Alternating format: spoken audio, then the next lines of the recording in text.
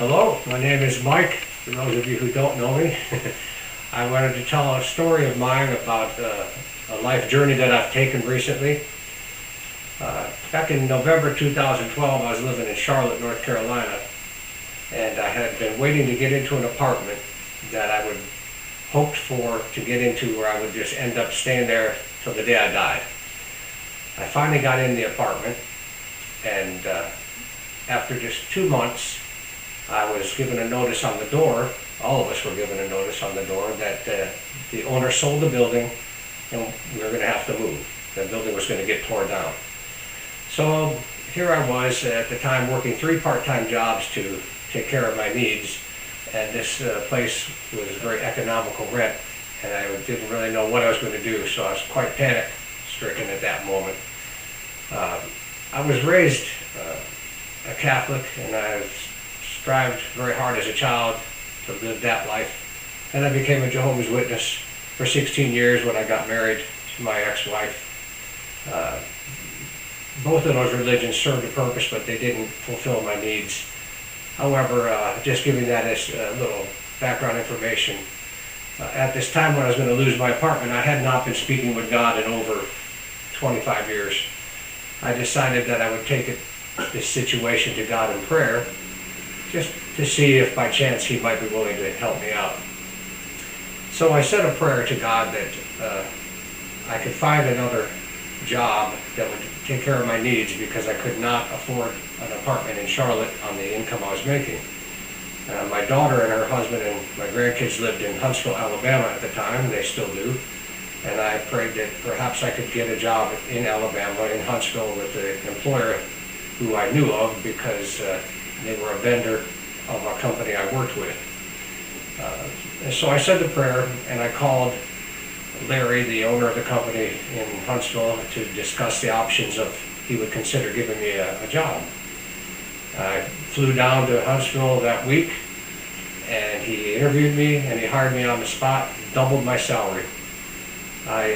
Selfish person that I was at that time, I didn't even reflect on the fact that God just answered my prayer. However, when work was going to start, I went to work and walked into Larry's office and noticed he had a Bible on his desk. And I was kind of shocked at first. I said, "Well, you've got a Bible on your desk."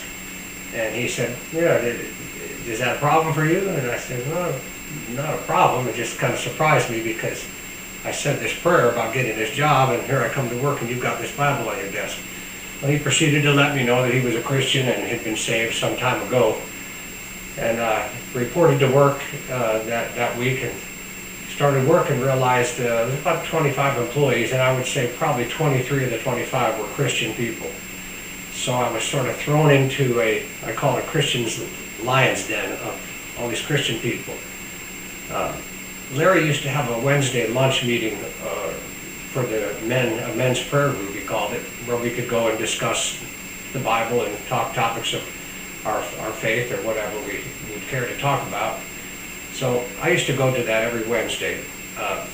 Every time I went, I felt quite condemned or convicted. I never felt worthy to be with all these good Christian men as they spoke about their situations and their concerns.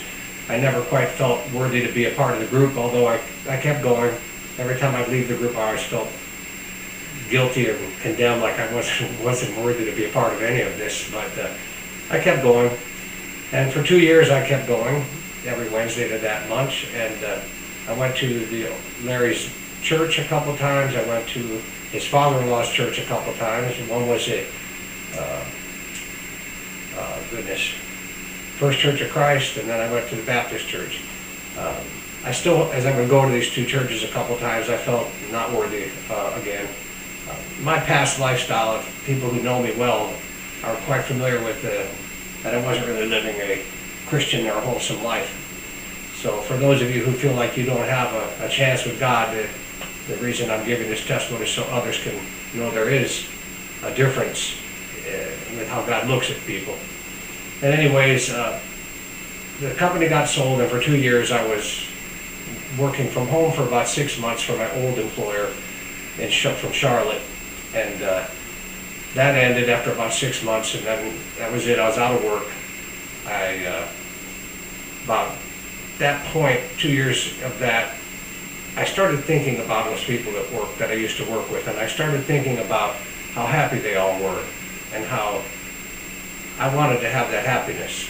I told my daughter that I decided I was going to investigate pretty much in a more of a philosophical, analytical way, but investigate about this man Jesus to determine what it is that these people who had him in their lives, why they were so happy and what gave them that happiness. And I wanted to find out about who this Jesus Christ was that, as a Catholic and as a Jehovah's Witness, I never really had a personal relationship with Jesus, and I never understood the whole concept. Anyways, I started researching and reading and looking up things, and I went to every church I could go to in Huntsville. I went to the Methodist Church, the Presbyterian Church,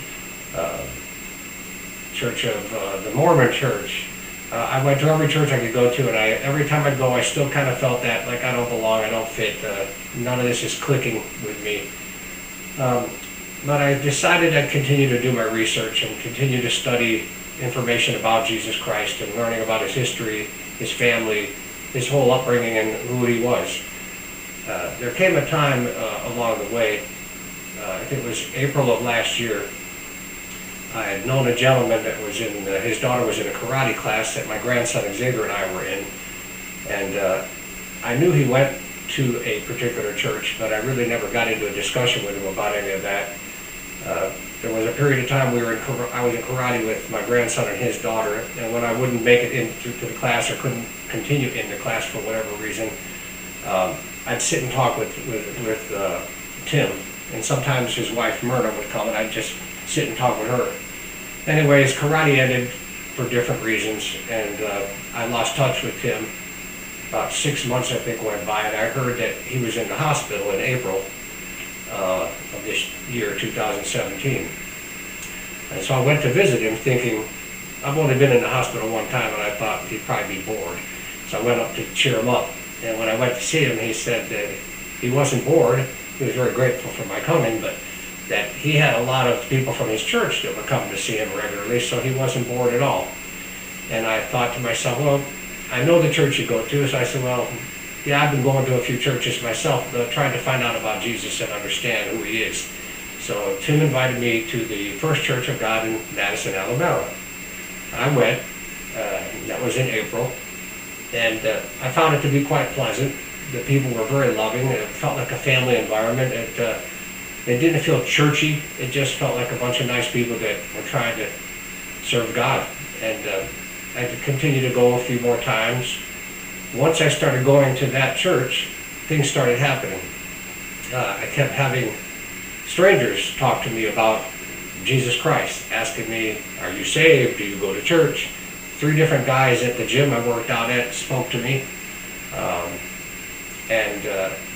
I started to wonder why this was happening. But I was planning a trip in June to go to Ohio for my cousin's 90th birthday party. And before I went, though, I had to have some medical issues I was taking care of, and I had to have a CAT scan.